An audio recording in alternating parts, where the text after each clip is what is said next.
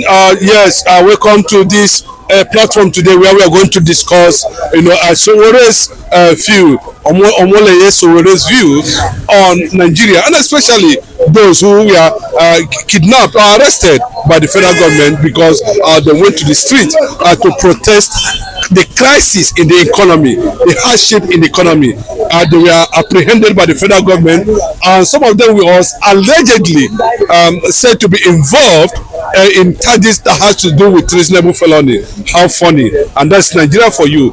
And secondly, the recent one where we saw took place on October 1st was in fact a very damaging one for Nigeria because it took place on Independence Day, signaling that Nigeria is not yet a republican democratic nation.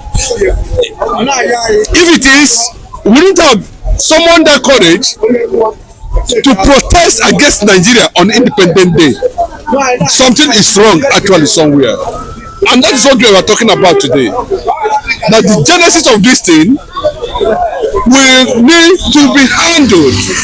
If you tell President Bola Ahmed Tinubu to come out decisively and take a drastic action, stop telling us to be patient.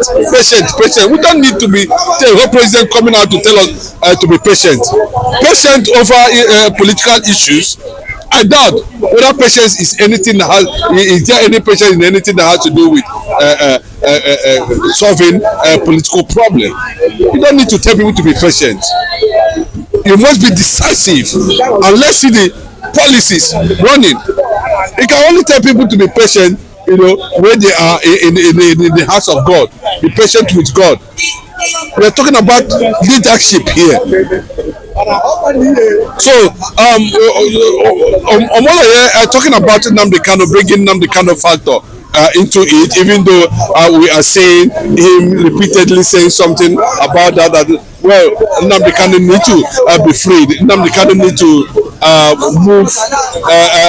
be set free. Because what he's fighting for, what he's talking about, is an illegitimate thing. It's a legitimate thing, not illegal. It's legit.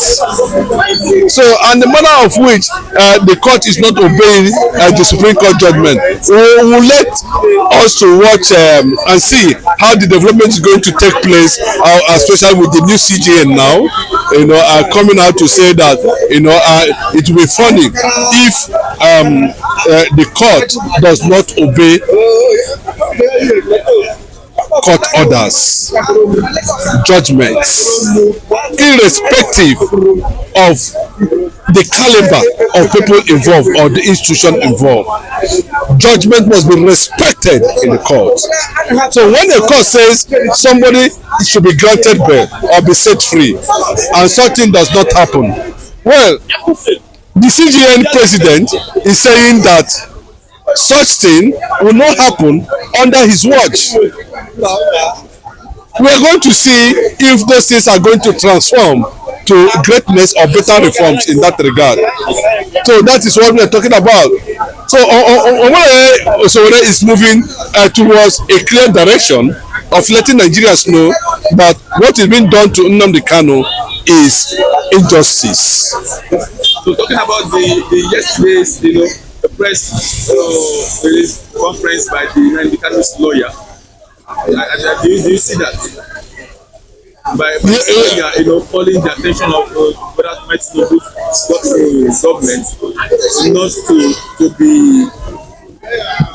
to prioritize trial of Nnamdi, because it shouldn't be facing undergoing trial again because the Supreme Court has nullified the matter.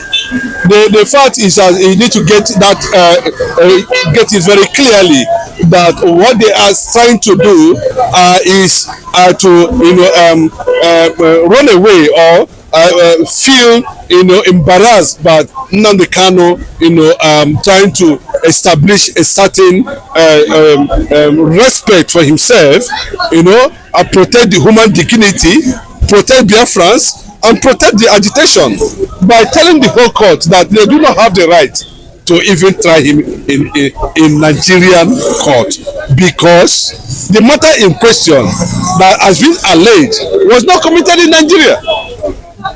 That's another illegality.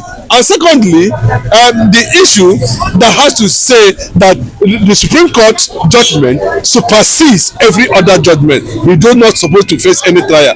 That's on the other note.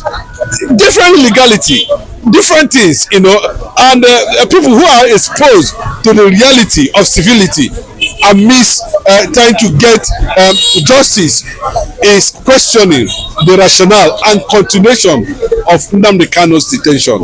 So on that note, after that, Binta Yako, was dwarfed in the court.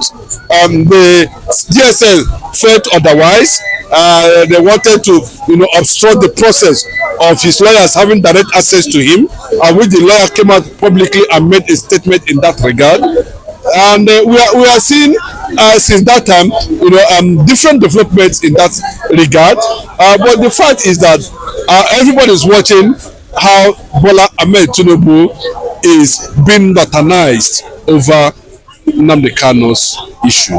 For in conclusion, bringing in free, Sowore's concern, you said over the years they have not mentioned, about the struggle of biafra, and now he has decided to, fish into it. That means, what does this sound make to you? Orientation of Sowore was changed by Nnamdi Kanu many years ago. To understand, Nnamdi Kanu, when he visited Nnamdi Kanu in London, and he came back, and he started that he just discovered that this is not a country, this is not even a nation. Nigeria have never even started with leadership, talk less of providing leadership. He went to the street and called for a revolution now. It's the campaign of revolution now.